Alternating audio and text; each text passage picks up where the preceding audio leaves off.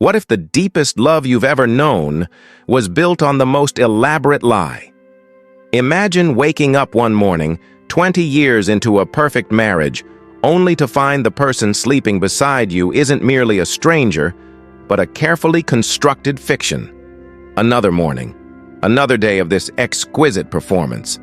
The soft light filtering through the antique lace curtains, the scent of jasmine from the garden. It should feel like peace. But all I taste is ash. Seraphina. My Seraphina. 20 years. Every shared secret, every whispered promise, every quiet morning like this one. Was it all a stage? A masterpiece of deceit?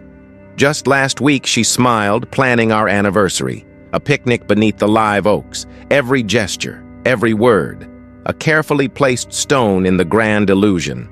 And I, the diligent archivist, spent 2 decades collecting the evidence of my own monumental blindness.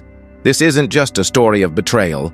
This is a descent into the fragile architecture of identity, the obsession of a wounded soul, and a truth so shattering, it ignited a fury that could only end in blood. Eleanor Vance, a woman whose life revolved around the precise order of historical records, found her own world centered on Seraphina Dubois. For 2 decades, their charming Charleston home, with its sun-drenched verandas and ancient live oaks, had been a haven of calm. Eleanor, respected for her meticulous work as an archivist, valued truth in every document. Seraphina, the quiet artist with a soft voice and a captivating air, filled their spaces with the delicate beauty of botanical illustrations, and with a carefully cultivated privacy that Eleanor, in her early adoration, found endearing. Their romance had been a swift, almost fated thing in the early 2000s. Eleanor, grounded and thoughtful, was instantly drawn to Seraphina's subtle grace, her unexpected modesty, a stark contrast to the world Eleanor knew. A proposal, swift and heartfelt, followed. Seraphina spoke of estranged family, a past she preferred to leave undisturbed. Eleanor, blinded by a love that promised a future, asked no further questions. She adored Seraphina, felt cherished, and truly seen in a way she never had before. Their marriage settled into a rhythm of quiet peace. 20 years unfolded, marked by structured routines, by evenings spent in shared contemplation of art or the silent growth of their garden. Eleanor believed in their bond, a sanctuary built on unwavering trust. Yet, even within this serene existence, faint notes of discord hummed beneath the surface, subtle discrepancies Eleanor had learned to dismiss. Seraphina's past remained a blank canvas.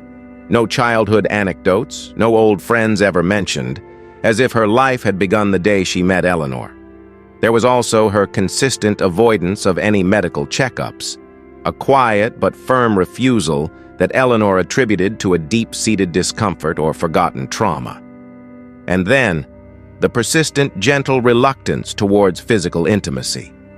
It was never a point of contention, always explained away with a quiet sigh, and Eleanor, accepting of what she believed were old wounds, eventually stopped questioning. Some things were better left in the past, Eleanor had convinced herself, a thought steeped in a bitter irony she would later come to understand. For 2 decades, Eleanor believed in the sanctity of their bond. But beneath the meticulously polished surface of their life, a single, devastating secret lay dormant, waiting for its moment to erupt. And as their 20th anniversary drew near, that moment began to stir. As their 20th anniversary loomed, a subtle shift disturbed the quiet rhythm of their Charleston home. Seraphina, typically serene, grew distant. Distraction clouded her eyes, and an unusual tension tightened her movements. Eleanor, ever observant, initially attributed it to the mild stress of preparations, perhaps a bout of creative block for her artist wife. A fleeting thought, easily dismissed. But the subtle changes deepened. Seraphina developed new habits. The bathroom door, once always ajar, now clicked shut when she showered. Her antique writing desk, a personal sanctuary, became an object of near-obsessive protection. She even began carrying her worn leather satchel from room to room, a constant companion she never once opened in Eleanor's presence. Eleanor, the archivist, whose days were spent in the pursuit of facts and methodical arrangement, found these anomalies profoundly unsettling.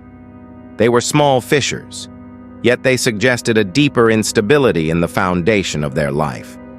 The turning point arrived with the afternoon sun. Eleanor returned from the archives earlier than expected. The quiet of the house, a welcome relief. She walked into the study only to find Seraphina startled, her back to the door, hands clutching a thick, aged envelope. Seraphina's face, upon seeing Eleanor, drained of all color. With a sudden, jerky movement, she shoved the envelope into a hidden compartment within the desk. A forced smile, brittle and quick, was offered. "Just old sketches, darling. Nothing to see." But the excuse felt thin, flimsy. When Eleanor gently probed, a defensive snap hardened Seraphina's eyes. The brief flash of anger, so unlike her usually soft-spoken wife, was a cold shock. Eleanor's quiet world began to tilt. A gnawing suspicion took root, twisting within her gut. She replayed every odd moment from their past, the guarded answers, the closed-off spaces, the moments of subtle evasion. Her analytical mind, trained to connect disparate threads of information, now turned inward, seeking a pattern in Seraphina's secrecy. Could she have been so profoundly naive? Was this a simple secret, or something that corrupted the very core of their bond? That night, as Seraphina feigned sleep beside her, Eleanor lay wide awake, a cold dread pooling in her stomach. Her perfect life felt like a carefully constructed facade, a stage set for a play she didn't understand. And now, driven by an unfamiliar primal urge, Eleanor knew she had to find out what was hidden behind it. The next morning, as Seraphina left for her quiet studio, Eleanor made a choice that would tear her world apart. The moment Seraphina's car pulled away, Eleanor's resolve solidified. Her heart hammered against her ribs, a frantic drumbeat in the quiet Charleston morning. The methodical archivist, usually composed and precise, transformed into a desperate detective in her own home. Her hands, usually steady as she cataloged ancient texts, now trembled as she approached Seraphina's antique writing desk. Each touch was a violation, yet the need for truth eclipsed any guilt. She began her search, her breath held tight. The silence of the house suddenly amplified. Her fingers first brushed against something unexpected. A small, meticulously coded ledger tucked beneath a stack of botanical sketches.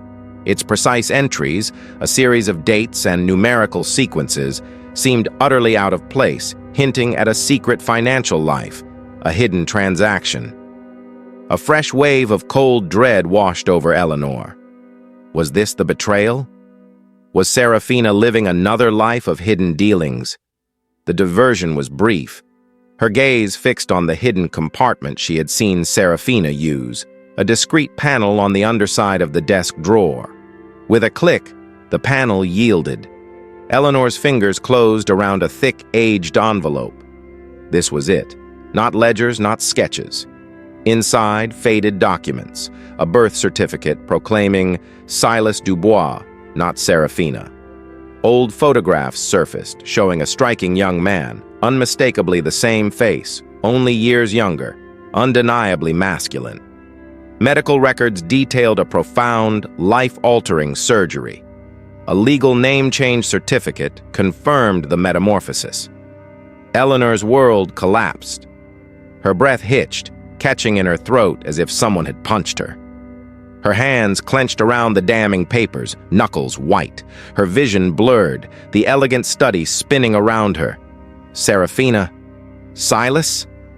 The woman she had loved, trusted, married for 2 decades, had been born a man. The enormity of the lie descended, crushing her.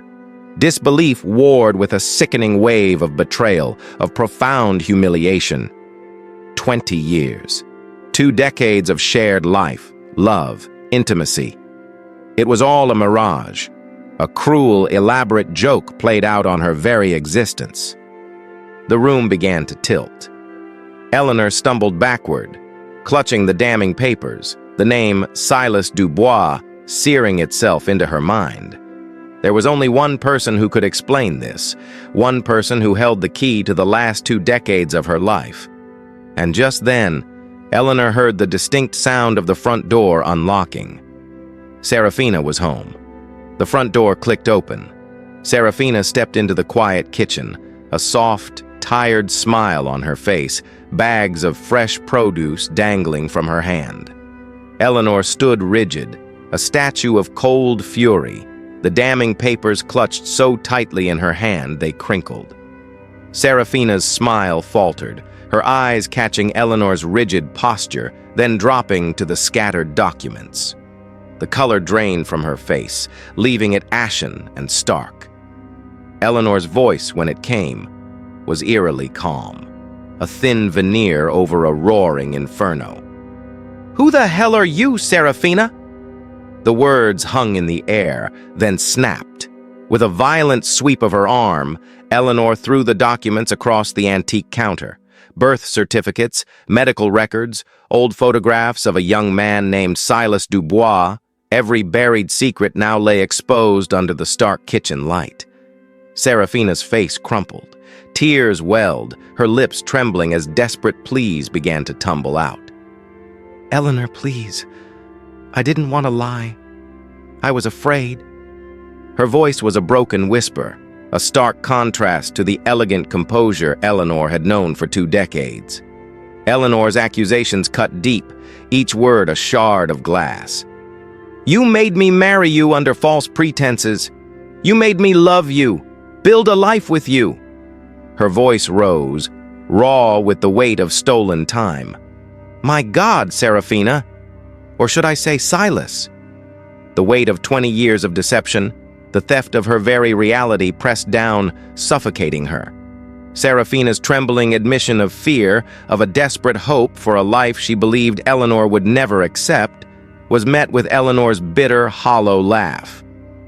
"Damn right you wouldn't have loved me!" Eleanor spat, her eyes blazing. "You stole 20 years from me!" The silence that followed was heavy with unspoken accusations and the dust of shattered trust. Eleanor's chest heaved, her vision blurring with a rage she'd never known, a primal, all-consuming fire. Her eyes flickered across the counter, landing on the small, ornate drawer where she kept the handgun. A relic of an old safety measure, now a terrifyingly tempting solution. Her mind screamed for her to stop, to walk away, to breathe. But the humiliation, the profound betrayal, it was too much. Eleanor's hand, trembling uncontrollably, moved with grim purpose towards the small, ornate drawer. It slid open with a soft rasp. The cold steel of the handgun, once a mere object of household safety, now felt impossibly heavy in her grasp. Seraphina, tears streaming, saw the weapon, saw the stranger in Eleanor's eyes. A whispered plea, fractured by terror, escaped her lips. But it was too late. The point of no return had been crossed. The first shot tore through the suffocating silence of the old Charleston kitchen. A sharp, brutal crack.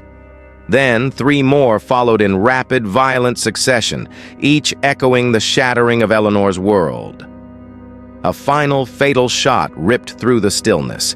The visceral impact of the moment hung in the air, thick and acrid. Seraphina's body sagged, her breath catching in choked gasps as blood bloomed against her clothing. Her wide, unseeing eyes fixed on a point beyond Eleanor, beyond the kitchen, beyond this life. A deafening silence descended. The sharp tang of gunpowder filled the air. A high-pitched ringing pierced Eleanor's ears, muting everything else. The raw, blinding rage that had consumed her moments before began to recede, replaced by a chilling, dawning horror. Seraphina, or Silas, lay motionless amidst the scattered documents and the bright, incongruous petals of anniversary flowers. Eleanor stared at her hands, shaking, flecked with droplets. "What have I done?" The words were a silent scream inside her mind. The love she had cherished, the 20 years of her life, the future she had built, all gone, destroyed by 5 bullets. The meticulously constructed facade of her marriage, of her reality, had utterly crumbled. And then, piercing the suffocating silence of the old Charleston home, a distant wail began to rise. Sirens, growing louder with every passing second. Who had called? Had someone heard the shots? The screams? Eleanor froze, her breath hitched, a cold certainty settling over her. Her time had just run out. Panic seized Eleanor. Her mind raced, a frantic kaleidoscope of desperate thoughts. Flee? Hide? End it all? Her eyes darted around the blood-splattered kitchen, past the motionless form on the floor. Outside, the wail of sirens grew closer, piercing the fragile silence, their flashing lights casting stark, dancing shadows through the windows of her elegant Charleston home. There was no escape. Brief, frantic thoughts of staging the scene, of creating a narrative of forced entry, dissolved instantly. There was no struggle, no broken window, only the raw, undeniable evidence of her own rage. She was trapped. A commanding voice boomed from just outside the front door. "This is the police! Come out with your hands up!" The heavy pounding on the solid oak door reverberated through the house, each thud mirroring the frantic beat of Eleanor's heart. The choice before her was agonizing, absolute. With a deep, shuddering breath that felt like her last, Eleanor made her decision. Her fingers, still faintly slick, released the handgun. It clattered to the tiled floor with a chilling finality. She moved towards the door, her hand reaching for the cool metal knob. The door burst inward. Blinding floodlights from flashlights filled the entryway, accompanied by a cacophony of shouts. "Drop the weapon! Hands up!" Eleanor stood, hands raised, the cold barrel of a police firearm fixed on her. She was swarmed, slammed to the floor, the bite of handcuffs cold against her wrists. "Suspect in custody!" a voice barked into a radio. Officers moved quickly, assessing the scene. One knelt beside the body, then his voice cut through the controlled chaos, sharper now, laced with surprise. "Female victim, multiple gunshot wounds. Wait, the ID doesn't match. This name is Silas Dubois."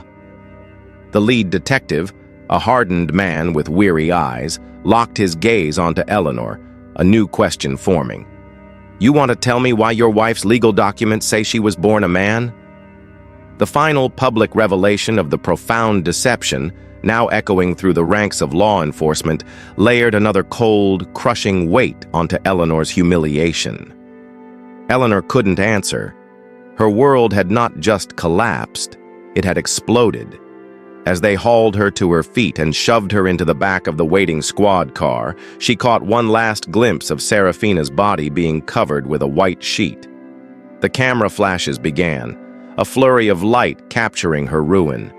The reporters would brand her a monster, and in that moment, Eleanor knew she would never be free again.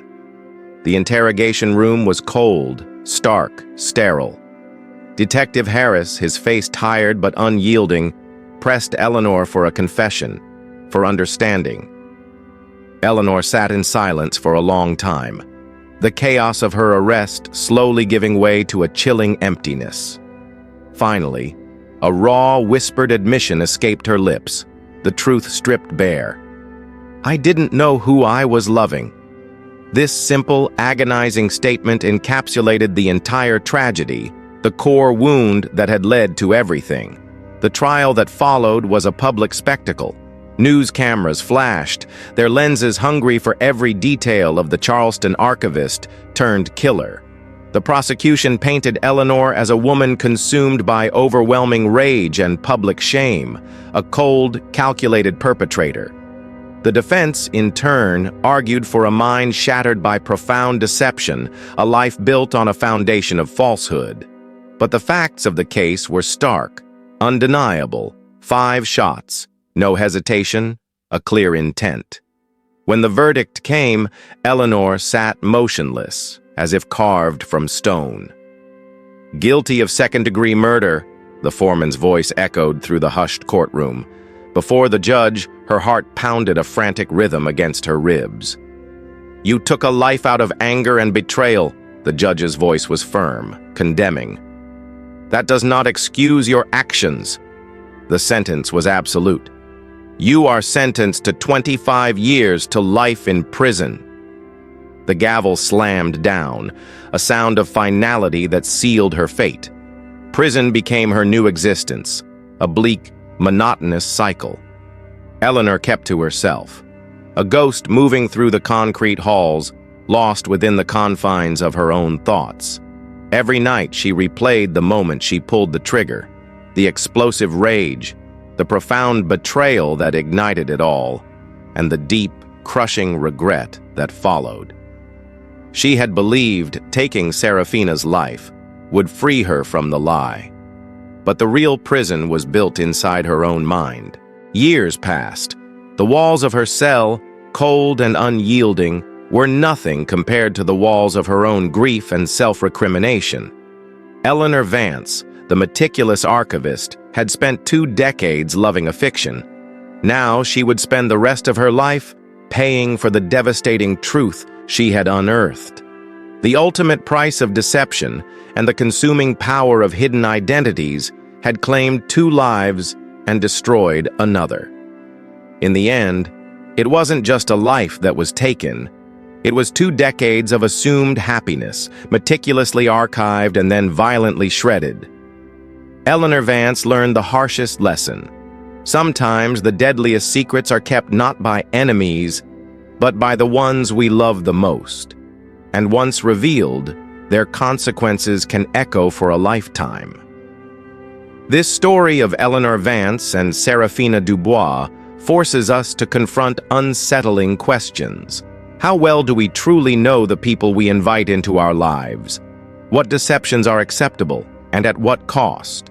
And what happens when the very foundation of your reality proves to be nothing but an illusion? Share your thoughts on this profound case in the comments below. If you found yourself gripped by this account of exposed truth, make sure to like this video, subscribe to Eyewitness True Crime Stories, and hit that notification bell so you don't miss our next deep dive into the shadows of human deception.